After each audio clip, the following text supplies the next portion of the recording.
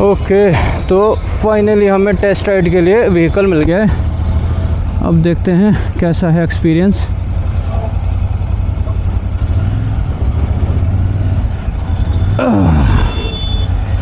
साले गड्ढे,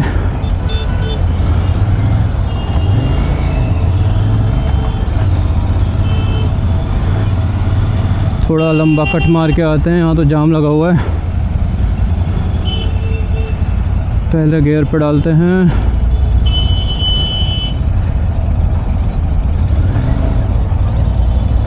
I hope आपको व्यू ठीक आ रहा हो। Okay, nice.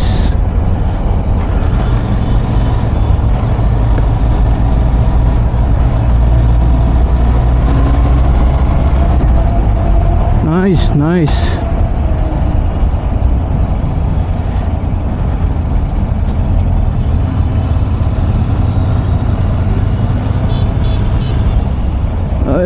गड्ढा। चलो भाई लोग, मज़े लो, मैं भी थोड़े मज़े लेता हूँ। बीच बीच में आपको बताता रहूँगा जो भी मेरे को ठीक लगेगा। Exhaust note nice, Thampi, stock और बेहतरीन। पता नहीं क्यों बैटमैन की तरह बात कर रहा हूँ मैं। और इंडिकेटर दे देते हैं।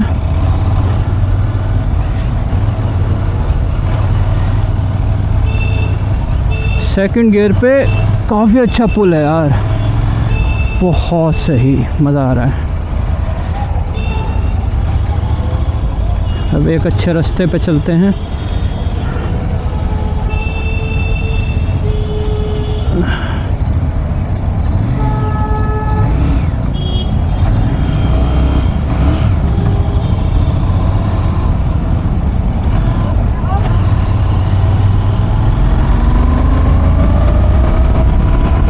Okay, nice.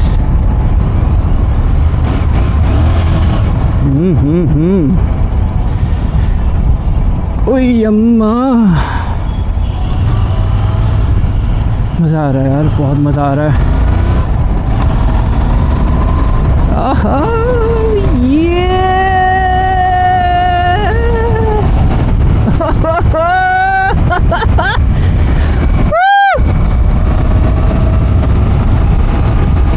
इसका हैंडल बार काफ़ी स्टेप है। आई थिंक ये टेस्ट राइड वाला व्हीकल है, इस वजह से पर मज़ा आ रहा है। नाइस। ओके। ओए ओए,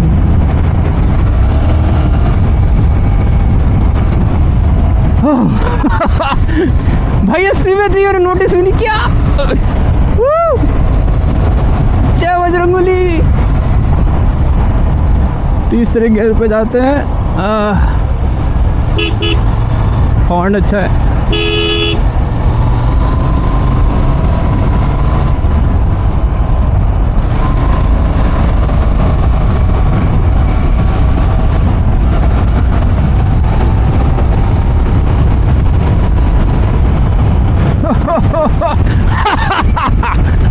नाइस, जय बात। आई थिंक वर्डिक्ट क्लियर है and GT is the winner. देख लो।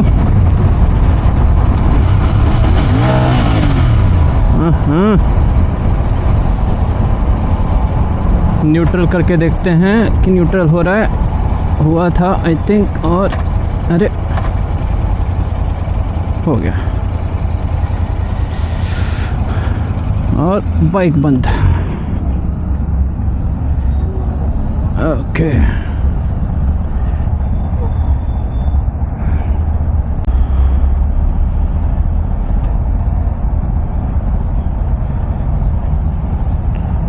थोड़ा जाम में फंसे हुए हैं। यार जाम क्या यार, रेड लाइट है भाई। हैंडल बार बहुत स्टिफ है यार इसका, पता नहीं क्या ठोक रखी है इसको या क्या है।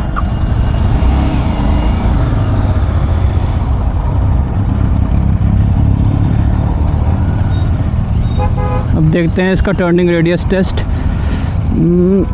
ओके, थोड़ी दिक्कत तो है पर आई थिंक वो मुझ में है।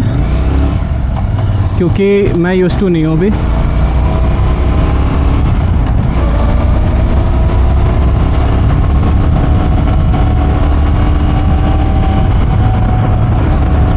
नाइस। आई होप आपको भी उतना ही मज़ा आ रहा होगा जितना मुझे आ रहा है देखने वालों ने। क्या क्या नहीं देखा होगा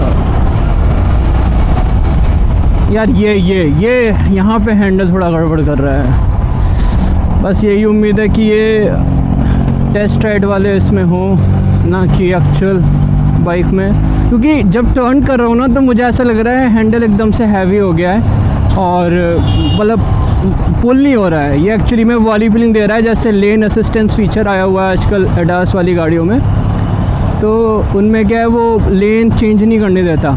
आई थिंक वैसे ही फीलिंग थी थोड़ी थोड़ी। मेरे पास वर्ना है तो थोड़ा फैमिलियर हूँ मैं उस फीचर से। काफ़ी अच्छा ट्रैफिक है यार यहाँ तो। पुल भी नहीं कर सकता। दूसरा गियर और हल्लू हल्लू।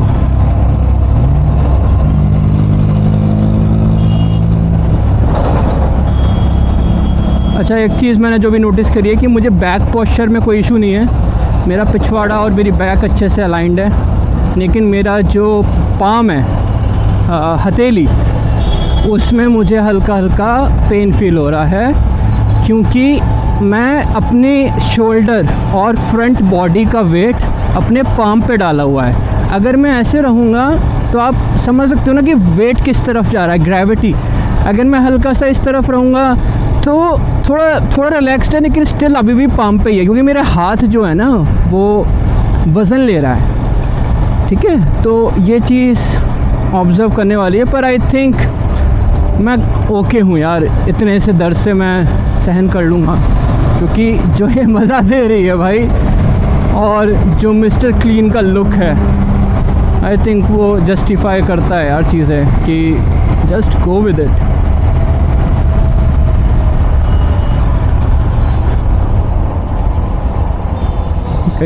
ब्रेक थोड़े से पीछे के, अरे यार बाइट अच्छा नहीं है ब्रेक का यार। आई थिंक ये टेस्ट राइड का व्हीकल है इस वजह से ही है, लेकिन एक्सपीरियंस ख़राब करेगा। जो भी मतलब चीज़ एक्सपेक्ट कर रहा है इससे, उसकी तो एक्सपेक्टेशन ख़राब ही होंगी। ये हैज़ार्ड वाला ऑन है क्या यार? सॉरी, पता नहीं क्या हो रहा है, हैज़ार्ड वाला ऑन हो रहा है।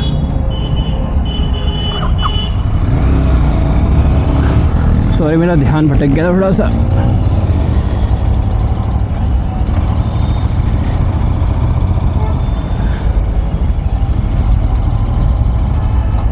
रियर ब्रेक यार थोड़ा पुअर है।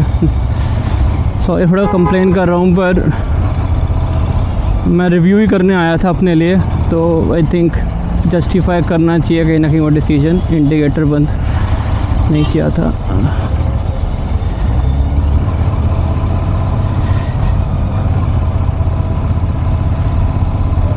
मुझे थोड़े से कुशनिंग ग्लव्स लेने पड़ेंगे इसके लिए, ताकि थोड़ा सा मैं पाम वाले पेन को कम कर सकूं।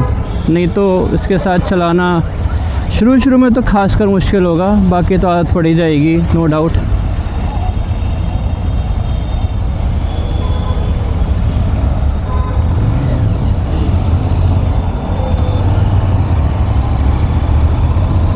सोचो अगर कैफ़े रेसर्स में आपको क्विक शिफ्टर मिल जाए, मतलब थोड़ा सा अटपटा थ्योरी है, पर जस्ट थिंक अबाउट इट। चीज़ें इजी हो सकती हैं यार, नहीं? पर कैफ़े रेसर रेट्रो लुक के लिए जानी जाती है, तो वो कहीं ना कहीं पर्पस डिफीट करेगा।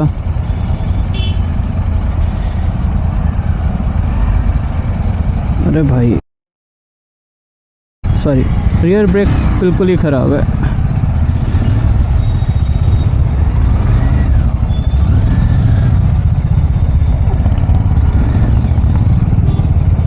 खैर मुझे वेट का इशू बिल्कुल नहीं लग रहा है, जो मुझे लग रहा था कि मुझे होगा पर नहीं है।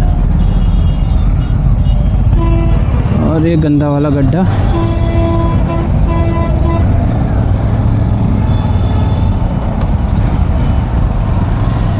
थोड़ी देर कहीं पे साइड में रुक के बात करते हैं थोड़ी सी। अगर ये ऑटो वाले जगह दे दें तो।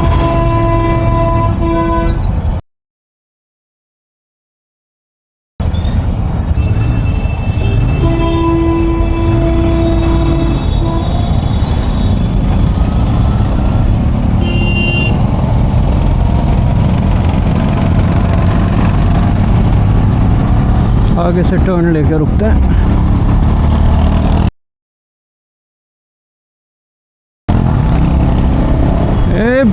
जय हिंद। ये हुई ना बात लौंडे।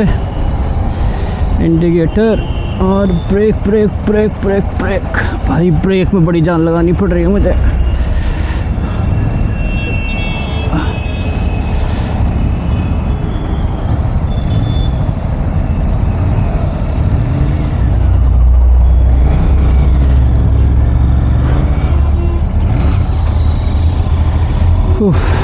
यहीं साइड में रोक लेते हैं, पेड़ के नीचे थोड़ी बातें करते हैं।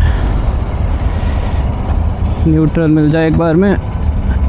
मिल गया। ओके।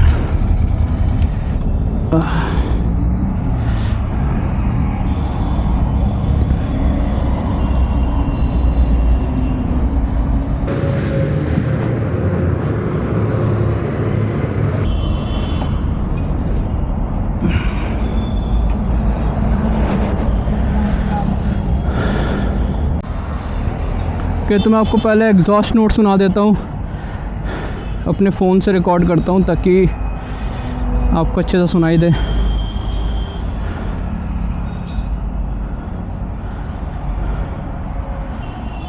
ये देख लो हाथ का हाल।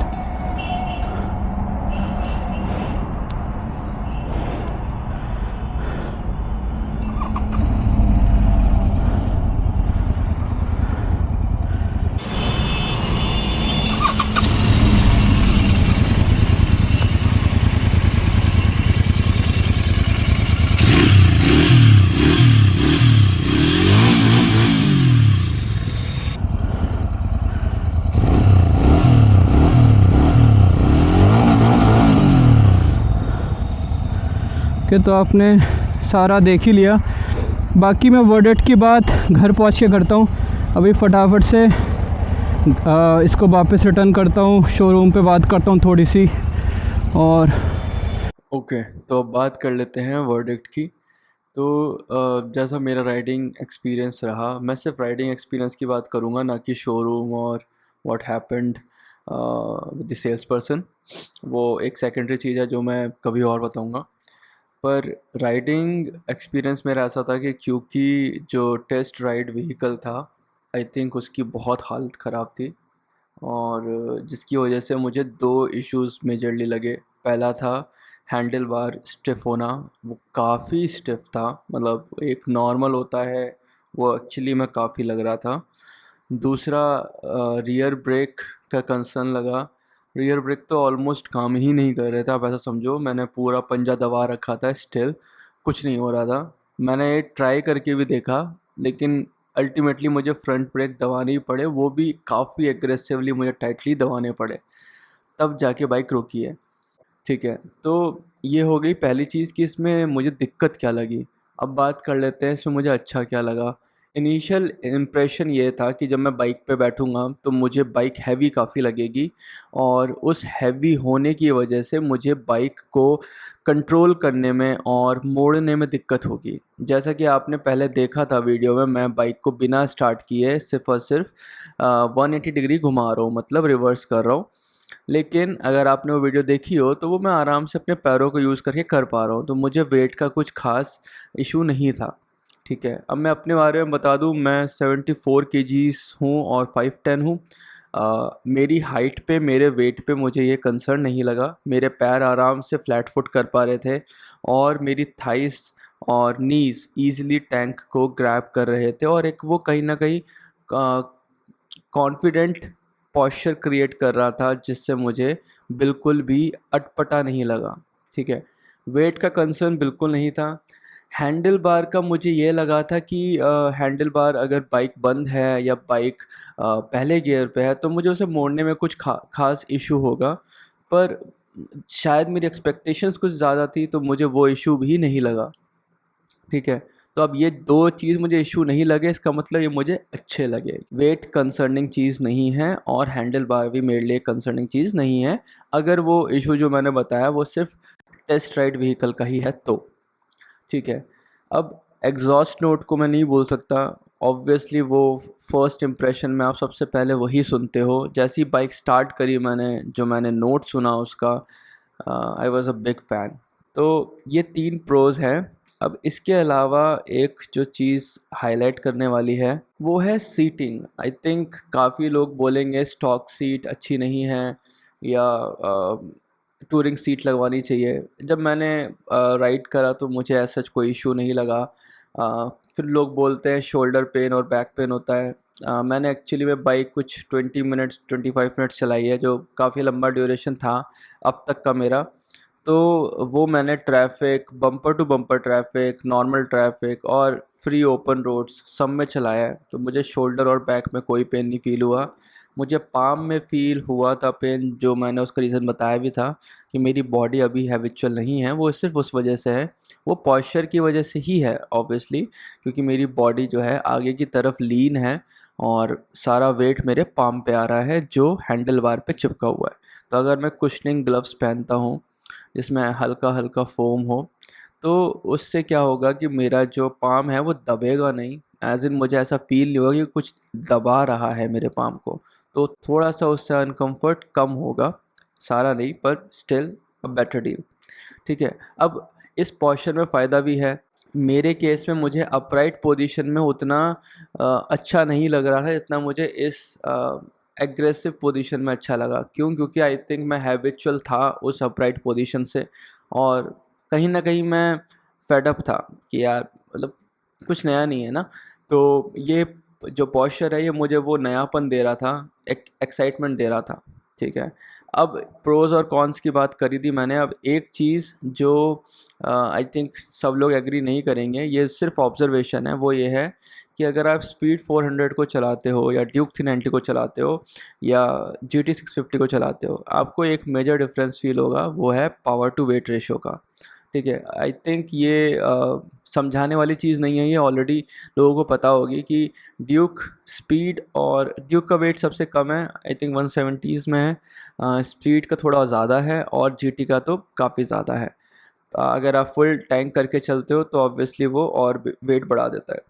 तो GT में पावर है 47 के अराउंड, ड्यूक में भी सेम 46 अराउंड bhp है, और ट्रायम्फ स्पीड 400 में है 39 पॉइंट कुछ, जो कि आप 40 मान सकते हो।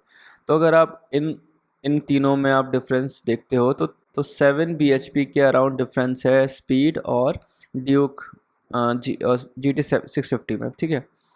तो 7 bhp का रोल कैसे होता है कि जब आप एक एक्सेलरेशन को फील करना चाहते हो, एक्सेलरेशन मतलब आपने पहला गियर डाला और आपने थ्रॉटल पुल किया, वो जो बाइक कितनी आगे और कितनी तेज़ी से आगे जाती है वो एक्सेलरेशन है।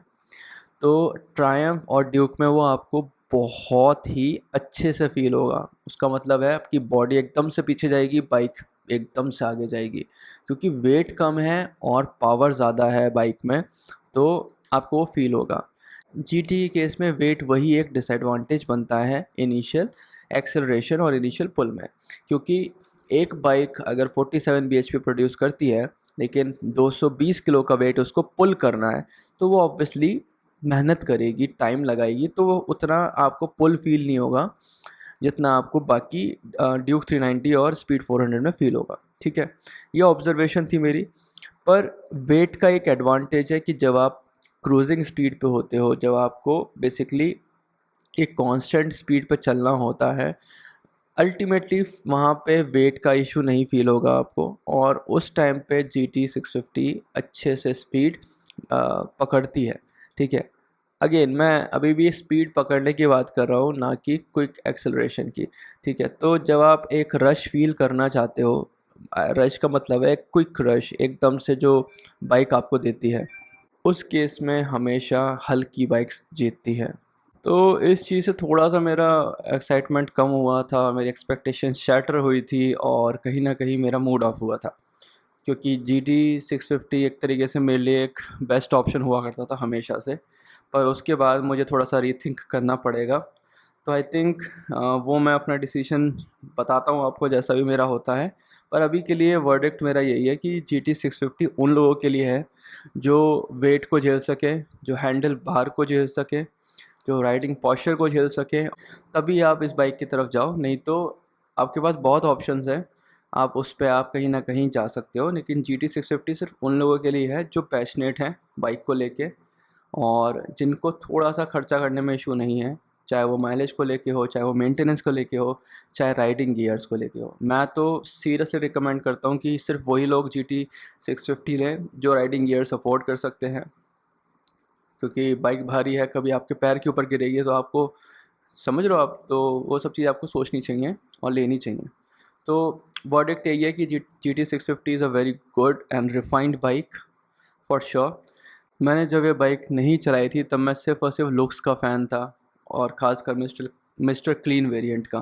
तो अगर मैं कभी बाइक लेने की सोचता भी तो बस लुक की वजह से नहीं जाता। ऑब्वियसली उसका लुक बहुत अच्छा है, बहुत ज़्यादा अच्छा है, लेकिन मैंने टेस्ट राइड ली है जो मैं आपको रिकमेंड करूँगा कि आप लोग भी लो, तभी अपना डिसीजन बनाओ। ठीक है, तो फाइनली कंक्लूड करते हैं, वीडियो बहुत लंबी हो रही है। तो कंक्लूजन यही है कि GT 650 की रिलायबिलिटी का भी मुझे पता नहीं है, ठीक है, लेकिन मुझे सर्विस सेंटर की रिलायबिलिटी का पता है जो मेरे सिटी में है, तो वो काफ़ी रिलायबल है सर्विस सेंटर। तो मैं रॉयल एनफील्ड के पास आराम से जा सकता हूँ, जिसका मतलब है GT 650 मेरे लिए एक अच्छा ऑप्शन है। ठीक है, अब क्योंकि बाइक रिलायबल है, जो आई थिंक बहुत से लोग बोलेंगे नहीं है, पर आई थिंक मेरे लिए रिलायबल हो सकती है। और रही बात पावर लुक्स को लेके, तो I think there is no concern related to that, everything is good there. तो बाइक में मतलब ऊपर नीचे हर तरफ से आप देख लो, आपको हर चीज़ अच्छी ही लगेंगी, चाहे कैसे भी देख लो आप। अब जिसको कमी निकालनी होगी वो कमी निकालेगा, लेकिन कोई भी बाइक परफेक्ट नहीं होती है। तो इट्स अप टू यू, आप क्या डिसाइड करते हो। मेरे लिए अब ये एक बेटर ऑप्शन है, बाकी जो भी मेरा डिसीजन होता है वो मैं अगली वीडियो में बताऊँगा। तो तब तक के लिए जय श्री राम, और खुश रहो, मज़े करो, बाय बाय।